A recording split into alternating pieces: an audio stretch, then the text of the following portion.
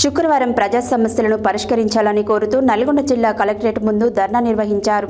ఈ కార్యక్రమానికి సిపిఎం రాష్ట్ర కార్యదర్శి వర్గ సభ్యులు, మాజీ శాసనసభ్యులు జూలకంటి రంగారెడ్డి ముఖ్య అతిథిగా పాల్గొని మాట్లాడారు.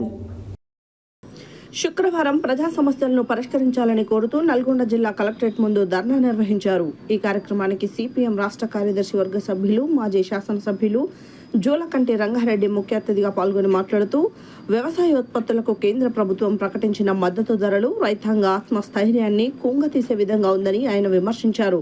వ్యవసాయోత్పత్తులకు మద్దతు ధరలు పెంచాలని, రైతాంగం పెద్ద ఎత్తున జరుగుతున్న ఉద్యమాలకు ప్రజలు మద్దతు పలకాలని కోరారు.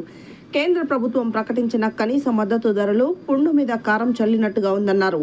ఎన్నికలకు ముందు వ్యవసాయ ఉత్పత్తులకు స్వామినాథన్ కమిషన్ సిఫారసుల ప్రకారం మద్దతు ధరలు నిర్ణయించి అమలు చేస్తామన్న మోడీ మాటలు నీటి మూటలయ్యాయని ఎద్దేవా చేశారు. ఉత్పత్తి ఖర్చులకు 50% కలిపి మద్దతు ధరలు నిర్ణయించాలన్న ప్రతిపాదనను తుంగలో తొక్కి ఉత్పత్తి ఖర్చులకే 21% తగ్గించి ఎంఎస్పీని నిర్ణయించడంతో రైతాంగం దిగ్భ్రాంతికి గురైందని ఆందోళన వ్యక్తం చేశారు. శ్రీశైలం సొరంగ మార్గంలో మృతి చెందిన కుటుంబాలకు ప్రభుత్వం 2 కోట్లు ఎక్స్గ్రేషియా చెల్లించి కుటుంబంలో ఒకరికి ప్రభుత్వ ఉద్యోగం ఇవ్వాలన్నారు. ఎండాకాలంలో దృష్టిలో పెట్టుకుని తాగునీటి రిజర్వాయర్లలో స్టోరేజ్ చేయాలని అన్నారు.